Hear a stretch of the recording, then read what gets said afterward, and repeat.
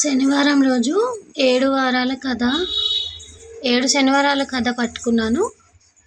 పిండి దీపాలు 7 శనివారాలు పెట్టుకోవాలండి. వడ్డీ కాసుల వాడికి వడ్డీ అంటే ఇష్టం కాబట్టి 8వ వారం ఎక్స్ట్రా పెట్టుకుంటే మంచిది.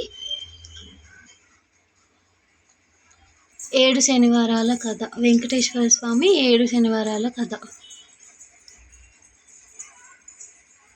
పిండి దీపాలు ఆవు నెయ్యితో 7 వత్తులు వేసి 2 దీపాలు వెలిగించాలి. ఇలా 7 వారాలు, వడ్డీతో 8 వారాలు ముట్టించాలి.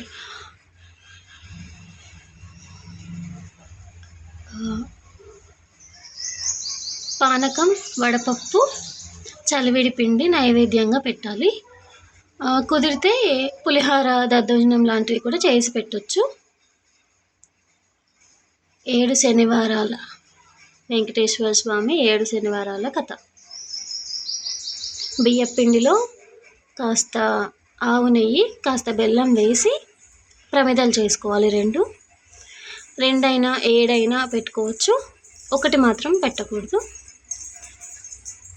రెండిట్లో 7 ఒత్తులు వేసి వెలిగించాలి. చివరి రోజు మీకు నచ్చితే కనుక 7 ప్రమిదలు చేసి ఒక్కొక్క దాంట్లో 7 వత్తులు చేసి కలిపి ఒక దీపంగా వెలిగించవచ్చు.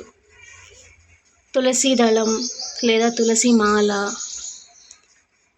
దేవుడికి ఇష్టం కాబట్టి తులసి మాలను వేశాను. మీకు ఒకవేళ తులసి మాల దొరకకపోతే ఒక 4 ఆకులు, 2 ఆకులు వీలైనన్ని దేవుడికి సమర్పించవచ్చు.